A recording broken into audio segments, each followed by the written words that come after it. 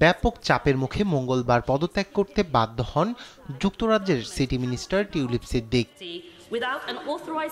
পদত্যাগের পরও থেমে নেই আলোচনা সমালোচনা। স্থানীয় সময় বুধবার ব্রিটিশ পার্লামেন্টে টিউলিপ সিদ্দিককে নিয়ে উত্তপ্ত আলোচনা করেন বিরোধী দলীয় নেত্রী কেমি বারনেস। শেয়ার বাজারে যখন অস্থিরতা চলছে তখন প্রধানমন্ত্রী সাবেক সিটি মিনিস্টারের বিরুদ্ধে ওঠা সমালোচনা নিয়ে ব্যস্ত ছিলেন।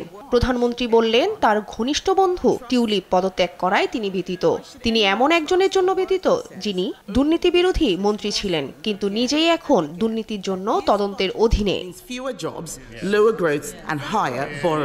এ সময় টিউলিপের বিরুদ্ধে করা প্রধান উপদেষ্টা ডক্টর মোহাম্মদ ইউনূসের অভিযোগের কথাও উল্লেখ করেন দেশটির বিরোধী দলীয় এই নেত্রী।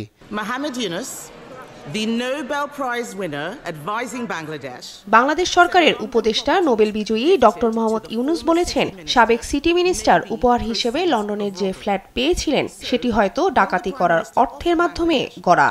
তো প্রধানমন্ত্রী কি বাংলাদেশকে এই অভিযোগ তদন্তের জন্য আমাদের জাতীয় তদন্ত সংস্থার সহযোগিতার প্রস্তাব দেবেন, যাতে জানা যায় লন্ডনের যেসব সম্পদ চুরির অর্থে কেনা হয়েছে সেগুলি সঠিকভাবে তদন্ত করা যাবে। এমন প্রশ্নে কিছুটা ক্ষিপ্ত হয়ে ওঠেন ব্রিটিশ প্রধানমন্ত্রী কিয়ার স্টারমার। টিউলিপের বিরুদ্ধে কোনো অসঙ্গতি পাওয়া যায়নি বলেও জানান তিনি। সাবেক সিটি মিনিস্টার নিজেই তার বিরুদ্ধে তদন্তের আহ্বান জানান। এতে জানা গেছে তিনি মন্ত্রিত্বের কোনো নীতিভঙ্গ করেননি। তার বিরুদ্ধে কোনো অসঙ্গতি পাওয়া যায়নি।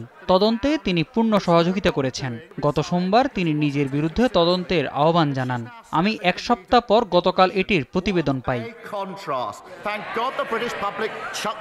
ব্রিটিশ পার্লামেন্টের সদস্যরা দীর্ঘদিন ধরে বাংলাদেশের গণতন্ত্র, মানবাধিকার এবং আইনের শাসন নিয়ে আলোচনা করে আসছেন।